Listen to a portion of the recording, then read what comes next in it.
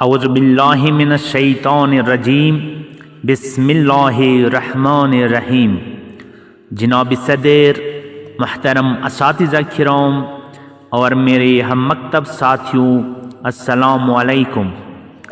آج مجھے جس موضوع پر لب کشائی کا موقع دیا گیا ہے اس کا عنوان ہے قرارداد پاکستان۔ میں اپنی تقریر کا آغاز اس شعر سے کرنا چاہوں گا۔ تقریر سے کروں گا اپنی جانب مائل آپ کو، تقریر سے کروں گا اپنی جانب مائل آپ کو، اور مضبوط دلائل سے کر کے چھوڑوں گا قائل آپ کو۔ جناب صدر، آج میں یہ بتانا چاہتا ہوں کہ 23 مارچ ہم کیوں مناتے ہیں۔ 23 مارچ 1940 کو اخبار پارک لاہور میں اسی تاریخ پر ایک اجلاس منعقد ہوا جس میں محمد علی جناح نے اپنی تقریر میں یہ فرمایا کہ مسلمان اور ہندو دو الگ الگ تہذیبوں سے تعلق رکھتے ہیں، ان کے خیالات اور نظریات میں بہت بڑا فرق پایا جاتا ہے، لہذا یہ آپس میں کبھی بھی پرسکون زندگی نہیں گزار سکتے۔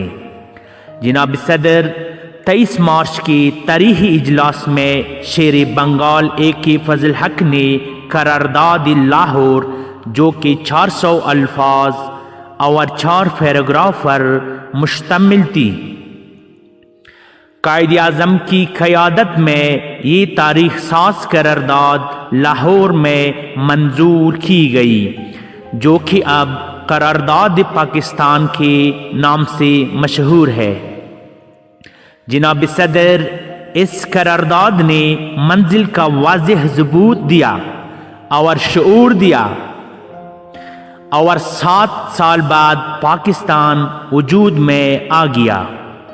قرارداد پاکستان کا یادگار دن